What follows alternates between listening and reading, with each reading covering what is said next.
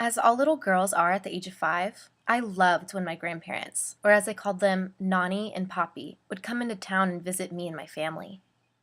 An activity they knew I loved was to go to the mall and ride the carousel. So one weekend, my grandparents surprised me and came to visit. Being the generous and selfless people they are, we went to the mall. As soon as we got there, I remember running to the carousel, cutting the long line of people, almost falling and hurting my knees. My Poppy picked me up and told me that I needed to be more careful next time, or else I might get hurt. Because the line was so long, my grandparents told me that we would come back to ride the carousel after we walked around and ate a little bit.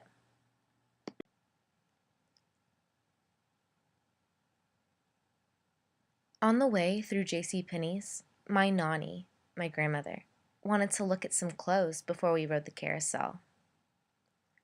I was bored, so while Nani was looking at clothes, I decided to go hang out with my grandfather. Poppy and I have always had so much fun. He is such a funny man and would always do silly things to make me laugh. This time, he told me he'd try something new. He told me he'd tried talking with his tongue between his teeth. I thought this was the funniest thing ever when he showed me. So I tried. I thought it would be even funnier to show my Nani what I could do.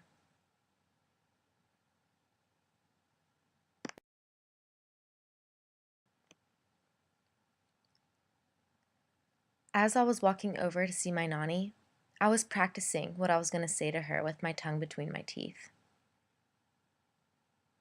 As my tongue was right between my teeth, the floor in the mall was uneven and I didn't see it.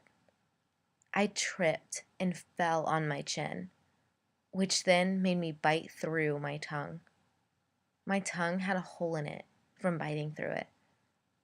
I remember just laying there in shock as my mouth filled up with blood. I was speechless. I didn't know what to do. I saw my Poppy running to me, so I just laid there waiting for him.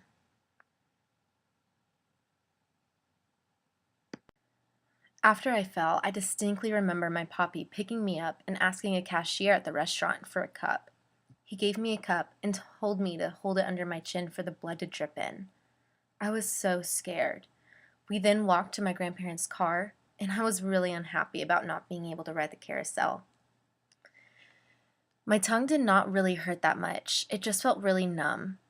I just saw the blood dripping into the cup, and that's what made me so scared. I don't think my body was able to handle the actual pain. What felt like hours later, we finally arrived at the hospital. I was so incredibly nervous that I would have to get stitches on my tongue, but the doctor came back saying that there was nothing they could do for it. I would just have to sit through the pain and let the tongue heal overnight.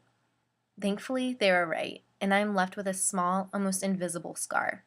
I do love telling this story to people because it is so unique, and people do find it intriguing.